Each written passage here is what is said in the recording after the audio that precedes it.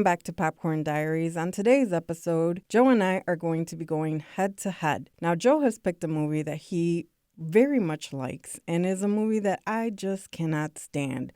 So Joe is going to defend, I will be arguing, and let's see who comes out on top. So Joe, what was the movie that you decided with, and why is it that you like it so much? Well, tough choice. I like a lot of movies out there, and this one I just keep going back to. And whenever it's on, I just stop and watch it again and again and again. And that is Nicolas Cage in National Treasure. Yeah, I know you really like this movie. This was really tough to decide. I know for both of us, but why you went with this movie, I cannot fathom. It's not a movie that I generally like at all. So tell me, why is it that you like this movie so much? One reason and one reason only. It's a treasure hunt. Who doesn't love a treasure hunt? Well, I do love a treasure hunt. Everybody loves a treasure hunt. We're brought up on treasure hunts. Think about it. When you're a little kid, what do? You go around the neighborhood on scavenger hunts trying to find stuff for parties. And this is just an extension of that.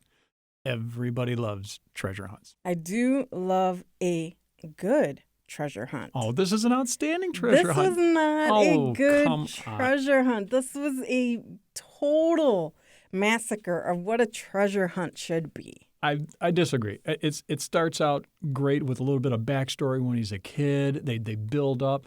They're in Washington D.C. They got the Declaration of Independence. They steal it. There's a secret code on the back, and it just keeps going and going and going. And it never stops, even to the very last minute of the movie when you think that they're done.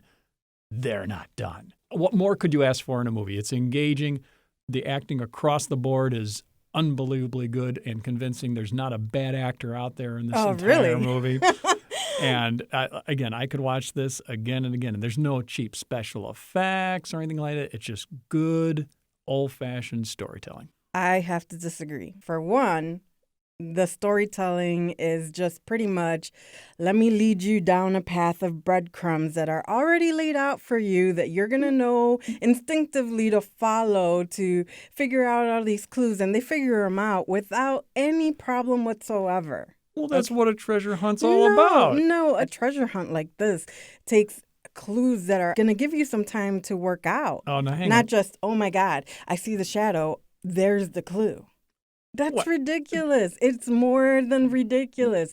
He walks into this building where there's no security apparently because nobody's taking a look at what they're doing. They're just running around all of Philadelphia into all these buildings and security doesn't say a word. They walk into the bell tower and what happens? They just walk up the stairs and all the security is a rope that says, please do not cross this line. Hey, I've been to Philadelphia and it's not as tight a security as you think. I agree. Okay, granted, if you really want to get into a building, you're going to get into a building. Yeah. But he goes up there and it's the perfect time of day, of course. Of course. Well, this is Hollywood. This is storytelling. Well, yeah, this is typical Hollywood storytelling. It's a typical Hollywood movie. Great storytelling. No, I'm sorry. It is not a great story. Okay, now, I will admit that maybe there's a couple of easy paths that they take, to get their clues. Okay, I will admit. But you can't make a movie that's 10 hours long while they go through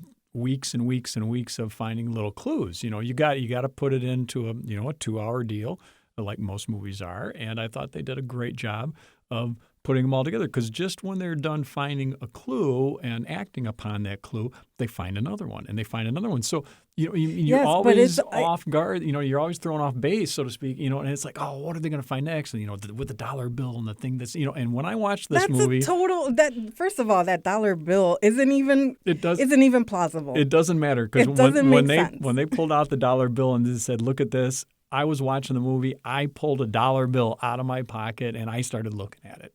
Just because you can pull a dollar out of your pocket and look at it doesn't mean that it actually factually makes sense. And I get it. This movie did not have the facts correct. Didn't really care about the facts. If you're going to make a movie about a treasure hunt, especially an American national treasure, at least get some of your facts correct. That whole dollar bit was completely incorrect. If you look at the historical facts, Well, it depends on how you look at it. there's only one way to look at facts. They're either fact or they're false. You can interpret facts different way. They talk about how, the time on the dollar bill was what indicated where they should go and what they should look at. Mm-hmm. But this dollar bill and the plate for that dollar bill didn't come out till after World War II. Way after the Masons would have put this treasure in the ground. Well, like I said, there might be a few liberties taken during the storytelling. There are a lot of liberties taken. But that's okay. That just adds to the spice of the hunt. No, I disagree. Now, you got to admit, when you saw this movie and they were in the very end where they're down and they're being abandoned, okay, and you think they're done.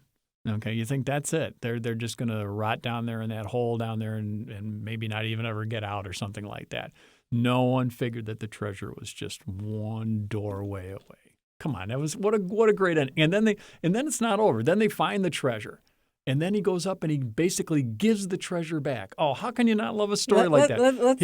He gives the treasure back. He doesn't want to take any finder's fee or reward for it or anything like that. So I should reward him for being a saint. And then it's not even over then. Then they fast forward to a couple of months or whatever it is, and he's got the big giant French chateau house thing, what a cool ending. And not only that, that they set it up just right for several of their movies to be made, which is true because I get that. Yeah. But let's break this movie down a little. Okay, good. Okay.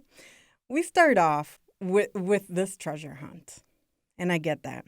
He meets this investigator, okay?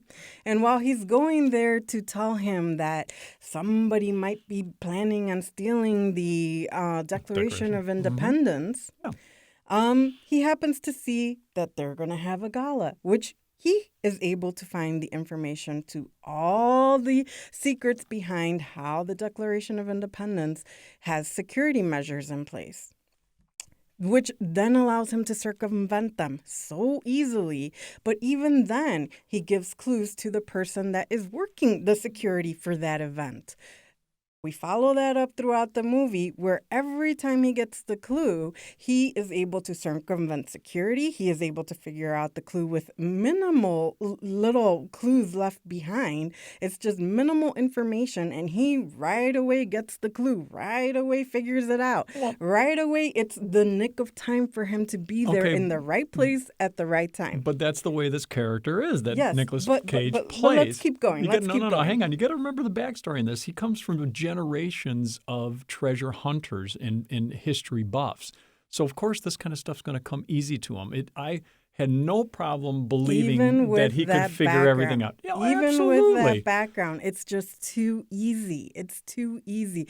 There's never a scene where he's, doing research or where they're stuck or stumped. No, they find everything with minimal information. Right, but nobody wants to be stuck on something like that. It's a treasure hunt. Come on, give me the next clue. Give me the next clue. I'm ready to go. Make it believable. Okay, but here's my biggest problem and issue with this movie. Okay, good. Okay? Let me have it.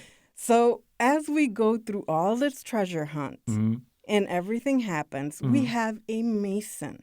Yeah. Somebody that is part of the secret society that actually hid this treasure. Now, this society was in place to pass down knowledge and information and to secure this treasure, yet he has no clue where the treasure is. And in the end, he allows him to get away with everything. All the federal crimes he committed throughout this whole movie, he allows him to get away with it just because there's a scapegoat in the end. It's just all too easy, all too simple, and it just doesn't work for me.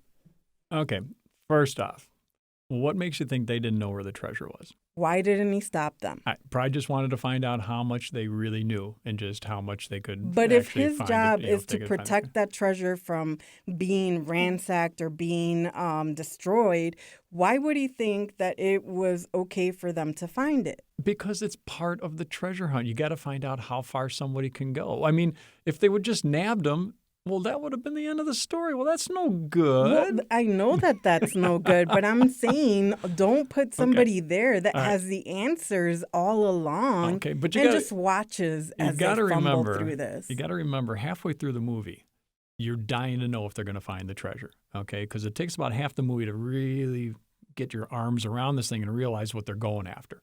And then you just can't wait for the end of the movie. You know, please find this, please find this, please find this. So you're not going to allow some character from the FBI or whatever, or some secret Mason society to get in the way of this. No way. You want them to find the treasure. It has to end like that, and it does end like that. It's a very satisfying ending. And like I said, that spawned several movies after that.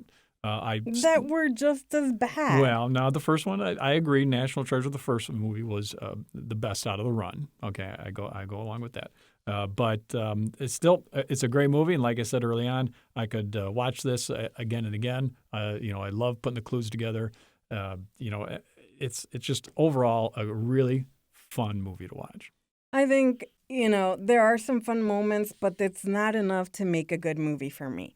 As you can tell, we have a difference of opinion on this particular movie. This does not happen often between the two of us. We actually have very similar tastes in movies. It is fun to debate with some enthusiasm about, the finer nuances of what makes a movie great, what makes it good, what makes it bad, and so on. But I'm just going to wrap up and say, like National Treasure or not, fine, whatever you want to do. As I said, it's a good story. I enjoy watching it. The movie was very successful. It's done very good for Nicolas Cage, and he's a very, very well-known and very successful star. So you can't even argue about this one from a business standpoint. It was very, very successful. So obviously this is a movie that we're going to agree to disagree. Yes. And in the next episode, it's my turn to defend. And I will be defending real classic, something that most people will probably agree with me on, that is E.T. Extraterrestrial by Steven Spielberg, which I happen to love. It's a movie that I grew up with, and Joe does not like so much. I'll acknowledge that the movie did well and was popular. How it ever won Oscars, I'll never know. And we'll leave it at that for next episode. Be prepared to defend your wonderful E.T. movie. Oh, I will be prepared.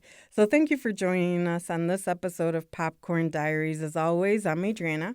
And I'm Joe, and definitely check out National Treasure next time you get a chance. You won't be disappointed.